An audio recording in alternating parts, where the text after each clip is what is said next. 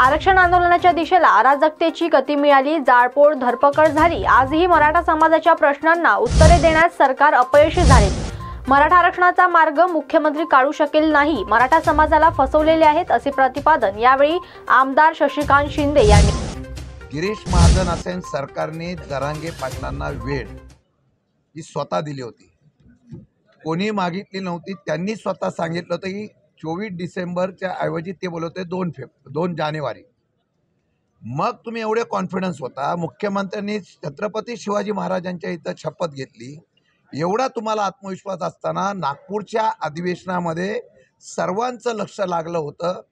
आजपर्यंत आंदोलनं झाली, 14ला झाली, 19ला झाली, 23ला झाली, पण मागच्या वेळा धनगर समाजाचा असेल, ओबीसी समाजाचं, मराठा समाजाचं आंदोलन शांततेने झालं। याच वेळेला हे आंदोलन चिघळलं काय, याचं उत्तर आम्हाला सभागृहात पाहिजे होतं। त्याचं संरक्षण काय सरकार करणार याचं उत्तर द्यायला पाहिजे होतं। मुख्यमंत्र्यांनी विनंती केली की सर्व समाजांनी साथ द्यावी। आमचा प्रश्न असा आहे की आपल्या असलेल्या सरकारमधले, आपल्या असलेल्या पक्षातली लोक वातावरण बिघडवतात, त्याच्याबद्दल उत्तर अपेक्षित होतं, ते उत्तर दिलं गेलं नाही। आणि दुर्दैवाने आजच्या उत्तरामध्ये फक्त गोलगोल उत्तर दिलेलं आहे, वेळ मारून नेलेली आहे। म्हणजे या बाजूला ओबीसी समाज, मराठा समाज यांच्यामध्ये जो वाद निर्माण झाला आहे तो आज निवळेल अशी अपेक्षा महाराष्ट्रामध्ये होती, मग तशा प्रकारचं उत्तर दिलं नाही।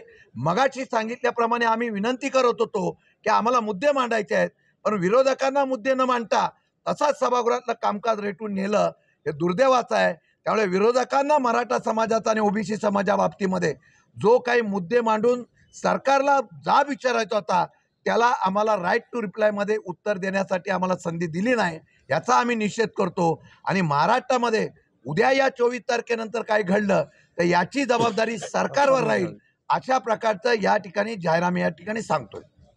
मराठा समाजाच्या संदर्भात आज तमाम महाराष्ट्रातला मराठा समाज वाट बघत होता की सन्मान्य मुख्यमंत्री काय बोलतायत। सगळ्या समाजाचं लक्ष होतं, विधिमंडळाचं लक्ष होतं की आज नेमका आरक्षणाबाबत काय निर्णय होणार, काय भूमिका घेणार। परंतु छत्रपती शिवाजी महाराजांची शपथ घेऊन मराठा समाजाचा विश्वासघात झाला आहे, हे वास्तव आज महाराष्ट्र उघड्या डोळ्यानं त्या ठिकाणी 24 तारीख मागण्यात आली। 24 तारखेला जे होणार नव्हतं, करणार नव्हतं, त्याचं आश्वासन देण्यात आलं। आणि या सगळ्या पार्श्वभूमीवर आज महाराष्ट्रामध्ये एक वातावरण वेगळ्या पद्धतीचं झालेलं आहे, याला सरकार जबाबदार आहे। आम्ही विरोधी पक्ष म्हणून सरकारला सर्व बाबतीत सहकार्य करण्याची भूमिका घेतली। आम्हाला वाटलं काहीतरी यामधून मार्ग निघणार आहे।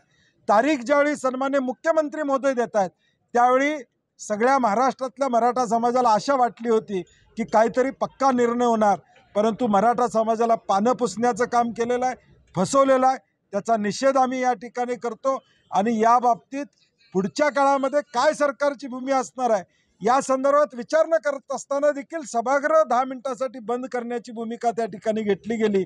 म्हणजे बोलायचंच नाही कुणी, अशा पद्धतीचं जे काय वातावरण आज आहे त्याचा आम्ही निषेध करतो।